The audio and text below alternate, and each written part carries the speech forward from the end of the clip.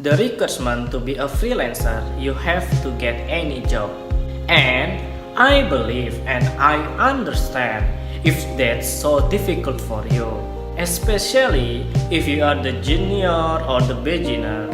So, in this video, let me help you to make it more clearly to get any job as a freelance UI UX designer. Hi, my name is Angga Risky and welcome back to my video in YouTube. Today, we want to learn about how can we get any job in the field of UI UX designer. So, I hope it will useful for you and get yourself be ready. First of all, I'm gonna tell you that there's two types of the freelancer job. There's two types to get any job. First, you are applying a job, and the second, you will be hired with someone else. Okay, so let's get started with the number one. How to apply a job? So, there's a lot of the website that provide a lot of the freelance job. But, how can we believe? So, I will explain to you a few of websites that I trusted, that I got any experience of that website. So, number one is LinkedIn. In the LinkedIn, you are able to find a job, to apply a job, or to be hired.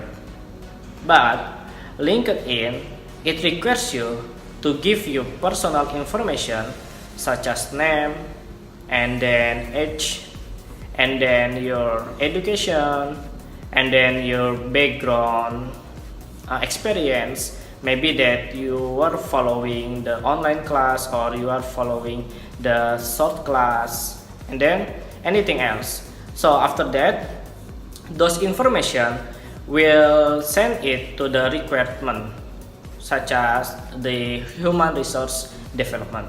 Well, there's the other website, we call it Upwork. In the Upwork, that you are able to find the hourly, fixed, and monthly project. But as I mentioned in the previous video, if you are new, let's find the fixed price project. Okay, so don't get started with the monthly or hourly, because in the fixed price there you will learn a lot of the system, the payment, and the timeline, and the milestone of the project. And then I got freelancer.com.